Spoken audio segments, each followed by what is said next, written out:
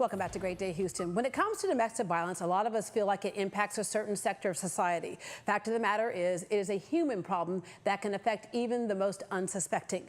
Our next guest had it all: fame, fortune. She was married to a gospel superstar, but what was happening behind closed doors was anything but godly. She's here to share her story of faith, how she got out, and how she thrives today. Cheryl Fortune, who is a gospel artist that many of you know, welcome. Yes, thank you very much. Wow. Excited to be here. I'm going to start with what I said earlier, and that is, we somehow think that domestic violence is something that affects other people, right, not absolutely, all people. Yeah, it doesn't discriminate at all.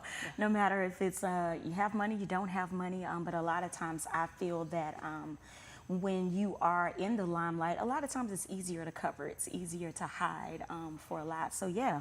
And it's sometimes a bigger struggle to try and get out because you don't want to upset that balance in your life. Working with a lot of domestic violence shelters, I've come to know that many women grew up in families like that, and so that's how they found themselves in it. We were talking earlier, and you said your parents really had kind of the ideal relationship, still married after 50 years. Yes. So when you went into your marriage, did you know before that something wasn't right? I did. Yeah. What kept you going, even though you had great modeling from your own family? Yeah, I think that was one of the biggest things, was great modeling. And one thing my dad always said, even as a younger child, I always rooted for the underdog. So it was like I always wanted people who were overlooked always to win. And I kind of wanted to always be that one to just root for them and help them. But I did recognize some things, but I also wanted to help, you know, because I didn't grow up in, I didn't grow up in that environment, you know. In college, had a boyfriend like that, and I kept thinking, it must be me, because why would he do something like that unless I caused it to happen? And sometimes that's what we do, we blame ourselves first. Absolutely, and that was one of the biggest things that I had to overcome, was actually blaming myself. You know, for one, for sticking in it and staying for so long. And that was a big thing I had to overcome and kind of, you know, deal with and say, this isn't my fault, you know. Looking back, what was the first moment that should have been your red flag? And then what was your breaking point where you knew that you could give up all the fame, fortune, and not be ashamed to get out? Yeah, my first moment actually was probably earlier on in the marriage, very early, maybe a year or two into the marriage. What happened? It was just another, you know, altercation, and some things transpired. You know, just a whole lot of different things happened in that moment. And you know, there was, I'm sorry. And then the honeymoon period, right? Exactly. And then, of course, you know, you go through your good moments. And I would say my breaking point was about almost 3 years ago, and I was just exhausted. I was tired, and it was like a light bulb had come on. And I remember going to the hospital, and the same doctor that I saw almost 2 years prior to this last incident treated me for stress ulcers, because I was dealing with that then as well. And she said, have you had enough? And it was as if God had sent an angel confirmation, you know, to say, this is it. This is it. He ended up going to jail. Yes, for a few days. And actually pleaded guilty.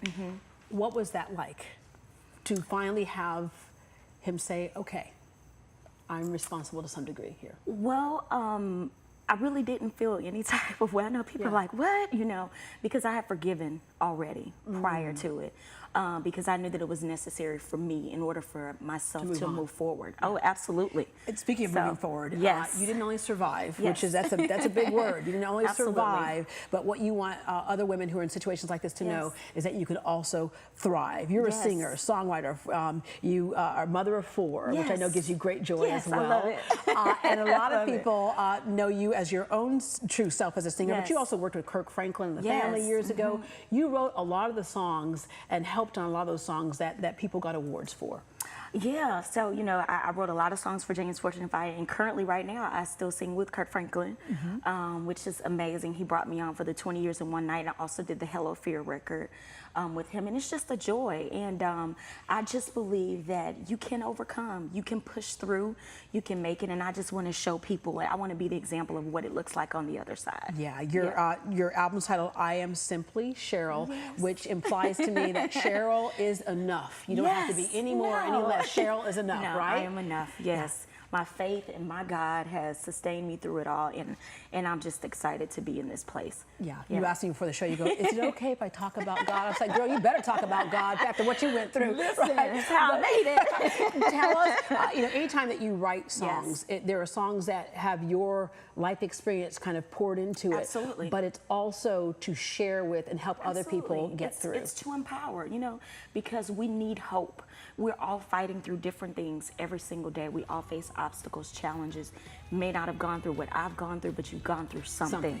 And I just want to bring people a sense of hope, a sense of life. Fighters, which is the single, the title, and it's a top 10 Billboard gospel airplay chart, and it is an anthem for women overcoming abuse. Absolutely, absolutely, and I'm just so excited. Let me just share that my inspiration of that song came from my daughter, who's 13 years old, who made a Mother's Day card. The last part said, "Fighter. You never give up and you always fight for what's right." And that just really stuck for me, that my children could see that I was fighting for a better us. All right, let's end with another anthem that a lot of people sing when they're going through something. All right, here we go. Amazing grace, how sweet the sound that saved a wretch like me.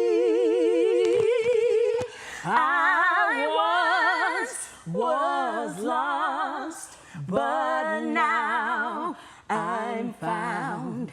Was blind, but now I see. Thank you so much. Absolutely.